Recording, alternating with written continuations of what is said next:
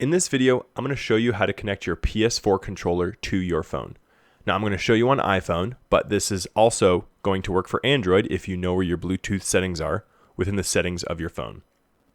So first, to do this, we're going to need to make sure that the PS4 controller is in pairing mode. And in order to do that, we're going to need to press this PS button and the share button on the top left. Press and hold those for a few seconds until the controller starts flashing. And as you can see at the top here, it is flashing. That means it's in pairing mode and it's available to be connected via Bluetooth. So what we're going to do next is we're going to go into the settings on the phone, then go into your Bluetooth settings down here. And then you can see here it showed up as other devices, the DualShock 4 wireless controller. So I'm going ahead and click on that to pair it to the controller. And then now you can see it showing a solid color. That means it's paired to the phone.